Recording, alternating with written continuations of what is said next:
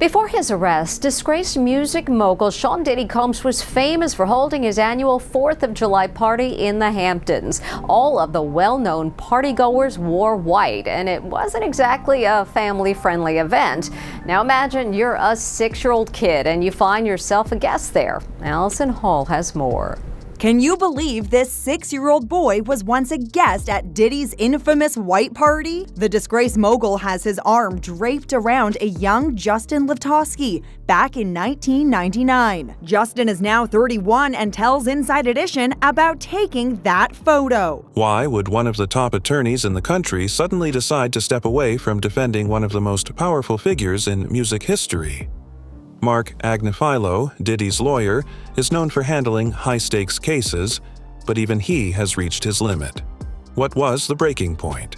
Was it the leaked phone calls, the accusations of witness tampering, or the overwhelming evidence piling up against Diddy? In this video, we're breaking down the real reasons behind Agnifilo's shocking decision to quit. From Diddy's desperate attempts to secure bail to the explosive new evidence that's got everyone talking, we'll uncover the full story. Sean Diddy Combs' lawyer had a bizarre explanation for why the rapper had so much baby oil. While speaking to the press, his lawyer Mark Agnifilo responded to claims that 1,000 bottles of baby oil and lubricant were confiscated from Combs' homes in Miami and LA. Agnifilo told the New York Post, "I don't think it was 1,000. I think it was a lot. I mean, there is a Costco right down the street. I think Americans buy in bulk, as we know." But it doesn't stop there. The courtroom drama, the fallout in the music industry, and the potential implications for the justice system, this case is far bigger than it seems. By the end of this video, you'll know exactly why Diddy's attorney couldn't continue and how this case might reshape how we view power and accountability. Stay with us because the details you're about to hear will leave you stunned. Setting the stage: Diddy's legal troubles. There's really no deal that the U.S. Attorney's Office can offer, and it's certainly not one that Diddy will accept. It would involve decades in federal prison. We're talking about mandatory minimum sentences of 10 years for both the drug charges and the trafficking. So we know that Diddy has fought charges before. There were state charges, there were gun-related, the nightclub shooting with J-Lo, but he's going to dig in his heels, and this case is going to trial. So if you're prosecutors, you really want to make sure that your evidence is bulletproof before you go down that route. Next tonight here, new and disturbing accusations against Sean Diddy Combs. A Texas attorney tonight says he now represents 120 alleged victims, men and women, whose allegations span more than 30 years.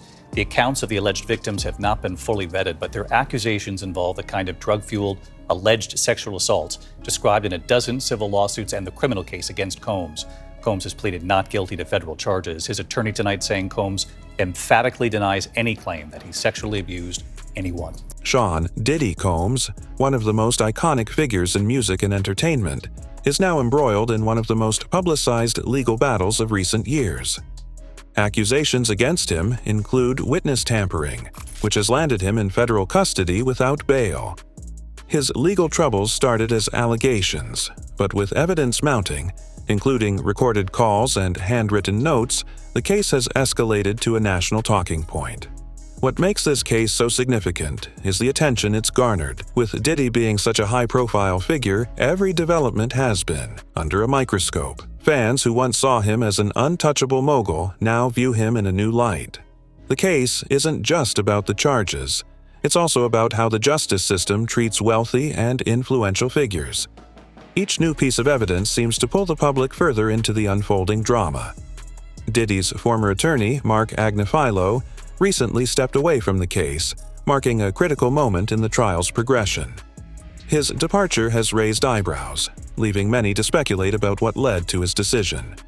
With accusations of witness tampering and obstructing justice dominating the courtroom, it's clear that defending Diddy has become a monumental challenge, even for a seasoned lawyer like Agnifilo. Who is Mark Agnifilo? We made a bail appeal to Judge Carter. It did not go our way. The fight continues. We're not giving up by a long shot. I told Mr. Combs I'm going to try and get his case to trial as quickly as possible. I'm going to try and minimize the amount of time he spends in very, very difficult and I believe inhumane housing conditions in the special housing unit of the Metropolitan Detention Facility, and I'm going to do everything that I can to move his case as quickly as possible. I understand that the government has a great amount of electronic devices that they have to download and provide to me, but everything's on the government's timetable, nothing's on the defendant's timetable, and they're going to have to accommodate me and him and give us a quick trial, and I'm going to be pushing for that. He's ready, he's focused. He has been ready to defend this case since he first found out about this case. Nothing has changed from his perspective. I obviously would much prefer to fight this case with him out of jail, and we are going to try to bring that about through additional legal process. But wherever he is, his resolve is the same. He believes he's innocent. I believe he's innocent, and we're going to fight this case with all of our might until we don't have to fight any longer. Mark Agnifilo is not a newcomer to high-stakes cases. With decades of experience, he has represented clients in some of the most challenging legal battles, earning a reputation for being calm under pressure and exceptionally strategic in court. Known for defending corporate executives and celebrities, Agnifilo was seen as a powerhouse addition to Diddy's defense team. But even for a lawyer of his caliber, Diddy's case has proven to be a tough hill to climb. Representing celebrities like Diddy brings unique challenges. Beyond navigating complex legal matters, attorneys must contend with the relentless spotlight of media coverage and public opinion.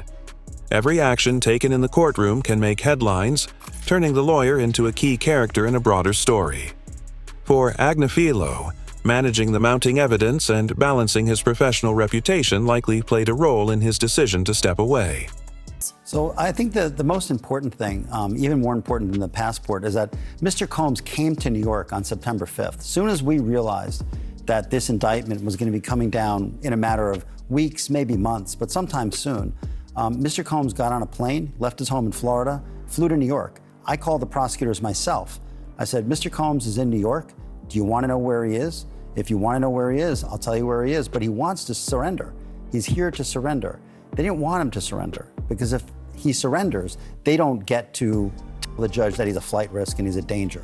Because who, as a danger and a flight risk, would fly to New York and surrender? So they didn't want him to surrender. Legal experts suggest that Agnifilo's departure might have been influenced by the sheer weight of the evidence against Diddy. As one commentator noted, even the best lawyers can only do so much when the facts are this overwhelming. While Agnifilo hasn't publicly detailed his reasons for leaving, his exit speaks volumes about the increasing complexity of Diddy's defense. Why did Agnifilo quit? Mark Agnifilo's decision to quit wasn't sudden. It came after critical developments in the case made defending Diddy far more challenging. The release of recorded phone calls where Diddy allegedly instructed associates to tamper with witnesses played a significant role. These calls, reportedly made from jail, were presented as evidence that Diddy was actively obstructing justice. For Agnifilo, this would have been a turning point. One of the calls reportedly included Diddy using coded language to direct associates to clean up evidence. The prosecution argued that these calls showed a deliberate attempt to influence the trial's outcome, making it difficult for any lawyer to defend his actions. This revelation not only damaged Diddy's credibility, but also made the defense's job exponentially harder. So this was the first step. We have a bail appeal scheduled for tomorrow at 3:30 in front of Judge Carter, the district judge assigned to this case. I think that we made the points that we've been wanting to make. I think it came out. Mr. Combs is a fighter. He's going to fight this to the end. He's innocent. He came to New York to establish his innocence. He's not afraid. He's not afraid of the charges. There's nothing that the government said in their presentation today that changes anyone's mind about anything. He's been looking forward to this day. He's been looking forward to clearing his name, and he's going to clear his name. And we're going to stand by his side as he does. We believe in him wholeheartedly. He didn't do these things. This was a 10-year relationship. There's no coercion. There's no crime. There's basically just, someone who brought a civil case and now is finding themselves as a witness in a criminal case. For Agnifilo, stepping away from the case might have been as much about protecting his own professional integrity as it was about the challenges of the case. As one legal analyst put it, when a lawyer sees that their client's actions are jeopardizing the case, it becomes a matter of whether they can, in good conscience, continue. Agnifilo's exit leaves a significant void in Diddy's defense strategy, raising questions about what happens next. Witness tampering allegations. What it means. Diddy Combs has been hit with a new set of allegations against him. The hip-hop mogul is being accused of witness tampering and tainting the jury pool. Prosecutors accuse Combs of evading monitoring by using telephone accounts of other inmates and also using three-way calls to reach people who were not on the approved contact list. Now, the filing comes as prosecutors argue that Combs should not be entitled to another bail hearing. He is due back in court on Friday. Witness tampering is a serious crime that can derail any legal process. In Diddy's case, the allegations have become a central part of the prosecution's argument. Tampering can involve intimidating witnesses, persuading them to change their stories, or obstructing their cooperation with the authorities. For Diddy, these accusations aren't just an added layer to his case, they're potentially the most damaging part. The prosecution has presented evidence of recorded calls made by Diddy while in federal custody. These calls allegedly include instructions to associates to silence witnesses and destroy evidence. The use of coded language in these calls further suggests an intentional effort to obstruct justice. For the court, this kind of behavior raises alarms about whether Diddy can be trusted if released on bail. In our Law and Justice lead, another shocking turn in the case of Sean Diddy Combs. Prosecutors, as you know, say that the music mogul committed some unspeakable acts, and now they're saying that he's engaging in witness tampering from behind bars. How do they know that? Well, through evidence that Diddy's attorneys say the feds should never have been able to obtain. They are accusing federal prosecutors of what they call outrageous misconduct. Personal notes that allegedly contain attorney-client defense strategies, were seized from Diddy's New York jail cell. Combs' legal team calls that search a violation of his constitutional rights, and they're demanding an evidentiary hearing. Not so fast, though. Prosecutors defend the seizure. They say the notes were obtained during a nationwide, pre-planned sweep of multiple prison facilities. They claim the notes were reviewed by a filter team, someone not involved in the case, to remove privileged materials before they were turned over to prosecutors. Now, prosecutors are arguing the notes that they got. One legal expert summarized the seriousness of the allegations. When someone is accused of tampering with witnesses, it undermines the entire judicial process. It's no longer just about the original charges, it becomes about whether the system itself can function fairly. With this in mind, the court's repeated denial of bail highlights the severity of the situation. The bail drama: why Diddy isn't getting out. Diddy's legal team has gone to extraordinary lengths to secure his release from federal custody. They've proposed a $50 million bail package, surrendered his passports, and even offered up properties as collateral. Despite these efforts, the court has consistently denied his bail, citing concerns about public safety and the risk of witness tampering. I talked to you about that breaking news before the break. We are just learning that a judge has denied another one of rapper Sean Diddy Combs' requests to be released on bail. Remember, he's behind bars at the Metropolitan Detention Center in Brooklyn, waiting for his trial to get started next year in May. He's been detained for 2 months on charges of sex trafficking and racketeering, which he's pled not guilty to. Chloe Malas is following this for us. We were waiting for this decision. We got it in now. What do we know? All right. Well, it's 5 pages, and the takeaway here is that the judge is saying that no condition or combination of conditions will reasonably assure the safety of the community. And that was what New York prosecutors were saying. I was in court twice last week, and I listened to these prosecutors say that he was a danger to the community. And they showed that video, that surveillance video of him from 2016, brutally beating his then girlfriend, Cassie Ventura, saying that he has a propensity to violence, and that alone is a reason why we cannot agree to the proposed bail package. Now, his team had offered $50 million, a home of his in Miami as collateral, and they said that he would live in an apartment on Manhattan's Upper East Side, monitored by 24-hour security, that he would only talk to his attorneys, that he would only have, certain family members on a pre-approved list. One of the key reasons for these denials is the evidence of Diddy's actions while in custody. The prosecution has argued that his wealth and influence make him a unique threat, as he could use his resources to silence witnesses or obstruct justice further. Even the most comprehensive bail package wasn't enough to alleviate these concerns. As one courtroom observer noted, bail isn't just about money, it's about trust.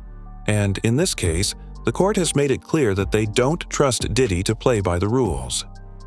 With bail off the table, Diddy's legal team faces the challenge of preparing for a trial while their client remains in custody, a situation that presents its own set of difficulties. Shocking evidence exposed in court. The case against Diddy took a dramatic turn with the introduction of new evidence during recent hearings. Prosecutors revealed handwritten notes allegedly found during a raid on Diddy's cell, which they claim outline plans to obstruct justice. These notes, combined with recorded calls, paint a troubling picture of a deliberate effort to influence the case. Let's bring in criminal defense attorney Stacey Schneider. And Stacey, you say today's indictment reads like a mob indictment. What was most shocking to you of all these allegations? Yeah, the fact, Jake, that the government in this indictment presented evidence alleging that Sean Combs was running a criminal enterprise, and they actually named it in the indictment, the Combs Enterprise. And they said that this enterprise consisted of him as the alleged leader, his employees, assistants, staff, allegedly, that were able to procure women and alleged male workers to engage in performances for his own sexual gratification. Where it differs from a mob indictment, it has all the elements of putting together this racketeering allegation of all these moving pieces using resources from his businesses. But the fact that this is about an allegation of sexual gratification being accomplished by alleged human trafficking. It's one of the most unique indictments I've ever seen in this area, in the area of crimes, because the government isn't actually prosecuting the sex crimes other than the human trafficking or the sex trafficking. They're not prosecuting any type of alleged sexual abuse to women, although that's part of this racketeering scheme. But the actual charges are racketeering conspiracy, sex trafficking, and transporting individuals over state lines to engage in prostitution. For the prosecution, this evidence is a cornerstone of their argument. They've used it to show a pattern of behavior that goes beyond the original charges, suggesting a calculated effort to manipulate the trial process. The notes, along with the calls, provide a narrative that's hard for the defense to counter. As one legal commentator put it, when you have multiple pieces of evidence that all point in the same direction, it becomes a matter of connecting the dots for the jury. And in this case, the dots form a very clear picture. For Diddy's legal team, this new evidence represents a significant obstacle, one that could shape the entire outcome of the trial. Public perception. The silence around Diddy. While Diddy's legal troubles dominate the headlines, one striking aspect of the case is the silence from his celebrity peers. In an industry known for its camaraderie, the lack of public support has raised questions. Many believe that this silence is driven by fear of being associated with the allegations or implicated in the case themselves. Over 300 individuals are reportedly prepared to testify against Diddy, a fact that has sent shockwaves through the entertainment world. For those close to him, the potential fallout of this case is a stark reminder of how quickly associations can turn toxic.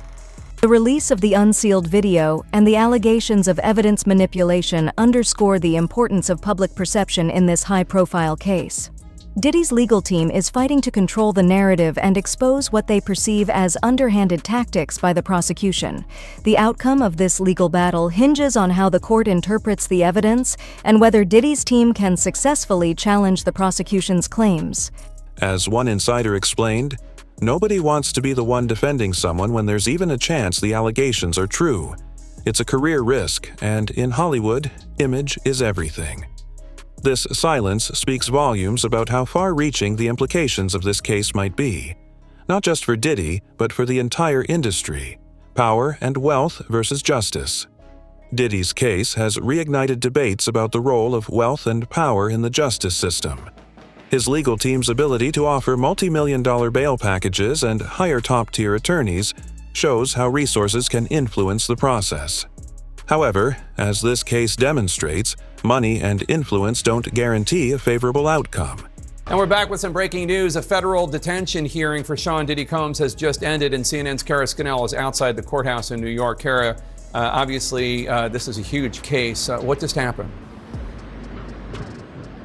Yeah, Jake. So the magistrate judge overseeing this hearing today has remanded Sean Diddy Combs into custody after he was charged with that trafficking case. He was let out of the courtroom by the U.S. Marshals, and he will be held in federal detention as this case moves forward. Now, this followed a lengthy hearing with both prosecutors and Diddy's attorneys arguing reasons why he should be kept behind bars and why he should be released. Diddy's lawyers saying that he has taken voluntary steps, including turning over his passport to his lawyers, saying he would report any of his movements to prosecutors. But the judge finding that that was just not enough. She said, "My concern is that this is a crime that happened behind closed doors." The repeated denial of Diddy's bail sends a powerful message. The justice system, while not perfect, isn't easily swayed by wealth. This is particularly significant in a case involving such a high-profile figure, where public perception plays a huge role. As one legal expert noted, cases like this remind us that the law applies to everyone, no matter how much money or influence they have. But it also raises questions about whether the system is truly equitable for those without these resources. The outcome of Diddy's trial will undoubtedly add to this ongoing conversation. What happens next? The road to trial. With a trial date set for May 2025, the legal battle is far from over. Both sides are preparing for what promises to be a complex and highly publicized trial. For the prosecution, the focus will be on presenting a strong, evidence-backed case. For the defense, the challenge lies in countering the narrative that has already been built. He's going to plead not guilty, obviously. He's going to fight this with all of his energy and all of his might and the full confidence of his lawyers. And I expect a long battle with a good result for Mr. Combs. Do you think he'll be released? I'm going to fight like hell to get him released, and he should be released with all that he's done and coming here voluntarily.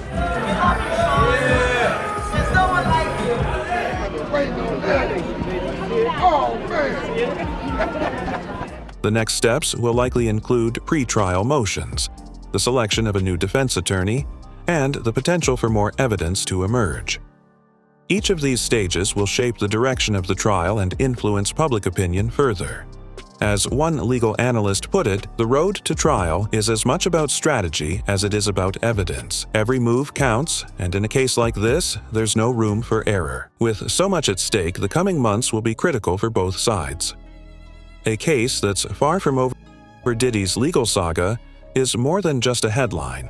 It's a case that raises important questions about accountability, influence, and the justice system. With allegations of witness tampering, mounting evidence, and a trial on the horizon, this is a story that's far from its final chapter. For fans, the case is a stark reminder that even the most powerful figures aren't above the law. For the legal system, it's an opportunity to show that justice can prevail, even in the face of immense wealth and influence.